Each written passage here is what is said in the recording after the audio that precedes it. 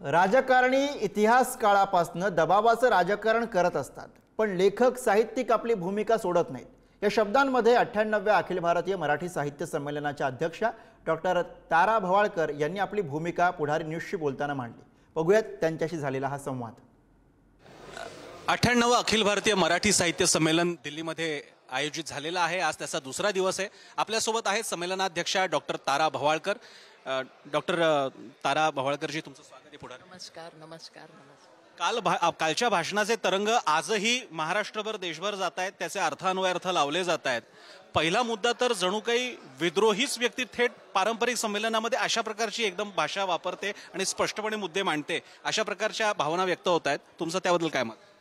मी काय फार आक्रमकपणे बोलताना तुम्हाला दिसलं का? आवाज वाढलेला दिसला का? किंवा काही अपशब्द उच्चारलेत असं दिसलं का? असं जर नसेल तर विद्रोह कुठे दिसला असं मी तुम्हाला विचारते, म्हणजे श्रोत्यांना किंवा असं म्हणणाऱ्यांना। साधारणपणे पारंपरिकरित्या पाहायला गेलं तर संमेलनाध्यक्ष हे साधारणपणे एक निमस्त भूमिका घेतात आणि ते त्या मंचाला आणि त्या उपचाराला धरून सुद्धा आहे, पण तरी सुद्धा आपण व्यवस्थेला काही मुद्दे त्या निमित्तानं ऐकवण्याचा प्रयत्न केलात आणि जे सांगायचं ते स्वतःचा बाणा न सोडता आणि उपचार सुद्धा न सोडता, औपचारिकता न सोडता ते मांडले। त्या अर्थानं माझा प्रश्न होता। नाही, मला जे प्रामाणिकपणाने वाटलं आणि एक समाज घटक आणि मराठी भाषक म्हणून ते मी मांडलेलं आहे, कारण व्यक्तिशः मला आता कोणाकडनं काही घ्यायचं नाही, पूर्वी नव्हतं घ्यायचं। आणि आता वयाच्या उत्तरायणामध्ये गेल्यानंतर आता जर आपल्याला स्पष्टपणे वाटते ते बोलायचं नाही तर कधी बोलायचं? भवाळकर मॅडम, तुम्ही त्याच्यामध्ये काही असे संदर्भ मांडले होते जे वर्तमानकालीन काही घटनांना, काही वक्तव्यांना धरून होते। मग त्याच्यामध्ये कोणाला आपला जन्म अयोनिज वाटावा त्याबद्दल आपलं भाष्य होतं आणि अन्य काही मुद्दे सुद्धा असावेत।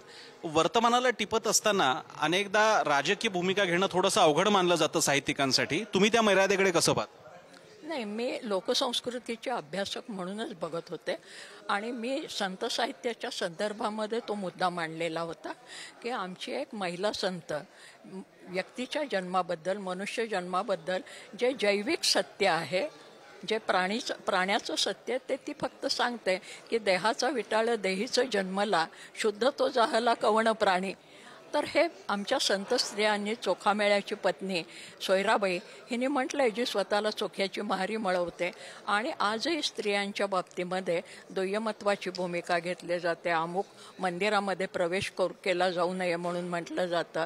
तर हे कसं गैर आहे? कोणी आपल्याला जैविक जन्म अजैविक म्हणो किंवा न म्हणो, आमच्या पुराणामध्ये ही कल्पना आहे की अमुक तमुक व्यक्तींचा जन्म अयोनिज आहे आणि अयोनिज या शब्दाचे अर्थ मग सोयीस्कर रीतीनं त्या वेळेला लावले जातात, परंतु नकळतपणे त्यांचा जो निर्देश असतो त्या मनुष्य जन्माला, स्त्रीला जे नैसर्गिक अशा प्रकारचं वरदान मी म्हणते मिळालेलं आहे, त्याला हिणकस ठरवण्याचा प्रयत्न असतो। तो करू नये, कारण तो आमच्या साहित्यिकांनी केला नाही आहे, आमच्या लोकपरंपरेतल्या साहित्यिकांनी केला नाही, संत साहित्यिकांनी केला नाही। हे मध्ययुगीन काळामध्ये स्त्रियांना अवहेलित करण्यासाठी अशा प्रकारच्या संकल्पना बऱ्याच मांडल्या गेलेल्या आहेत की देहाचा विटाळ देहीचं जन्मला आणि शुद्ध तो जाहला कवण प्राणी। याच्यात हे वैज्ञानिक सत्य आहे। एक सोहळा देखणा आहे, त्यानिमित्तानं दिल्लीमध्ये अखिल भारतीय मराठी साहित्य संमेलन जवळपास 70 वर्षांनी होत आहे, पण त्याच वेळी राजकारण्यांचा वावरण हा अगदी अरुण साधूंच्या काळापासून किंवा त्याच्याही आधीपासून संमेलनाध्यक्षांच्या पातळीला आलेला आहे की तुमचा फोटोज न दिसणं किंवा राजकारण्यांची जरा मांदियाळी जास्त दिसणं हा नेहमीचा प्रश्न आहे। त्याकडे तुम्ही कसं पाहता? नाही, राजकारणी हे माणसंच असतात आणि माणसं असल्यामुळे माणसाचे जे काही बरे वाईट गुणधर्म असतील ते त्यांच्याजवळ असतात।